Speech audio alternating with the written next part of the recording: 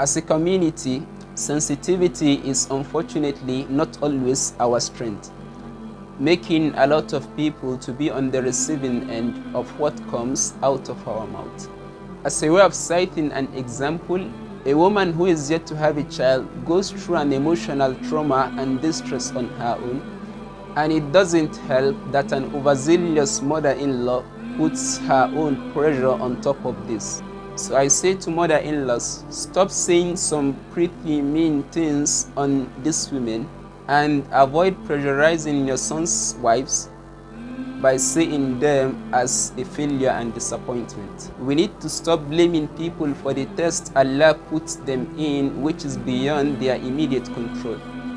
Allah subhanahu wa ta'ala is saying in the Quran, Lillahi mulku samawati wal ard.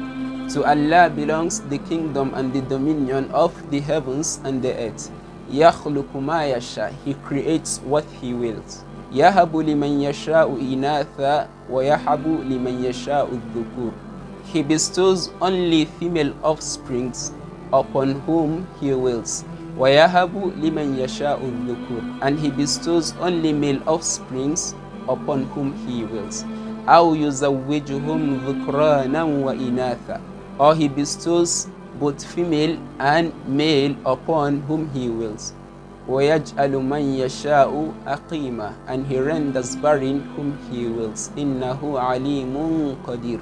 He is the all-knower and able to do all things. Allahu Akbar.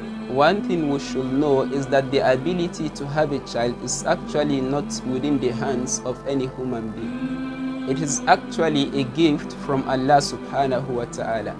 And when He tests us by delaying this very gift or denying us completely, it is not out of hatred for us.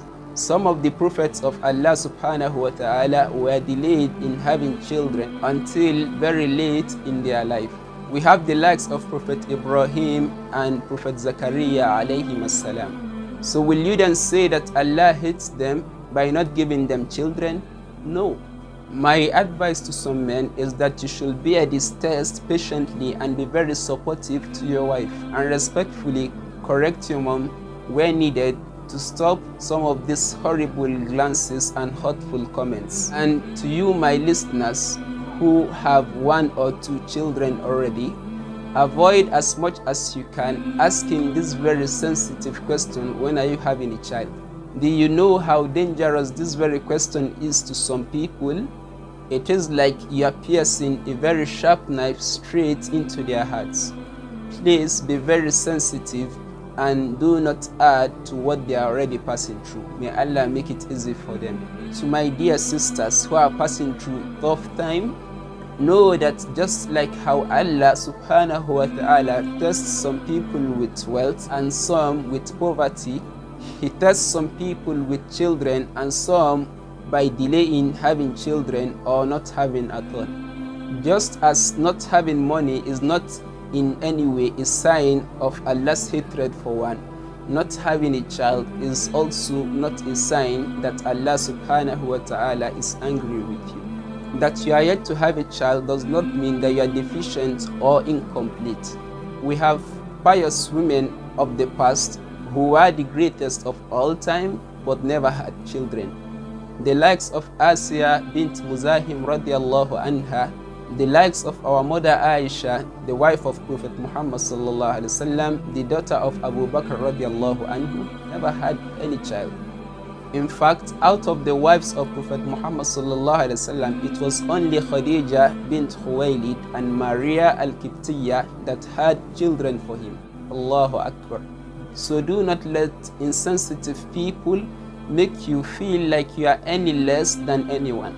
Take solace in the story of the wife of Prophet Zakaria alayhi salam and the wife of Prophet Ibrahim alayhi salam. These very 2 women gave birth at a very late age in their marriages. So do not lose hope. Allah can still bless you. Those who are yet to have any child, may Allah subhanahu wa ta'ala bless you with children and make them the comfort and the coolness of your eyes. Wa akhiru da'wana alhamdulillahi rabbil alamin.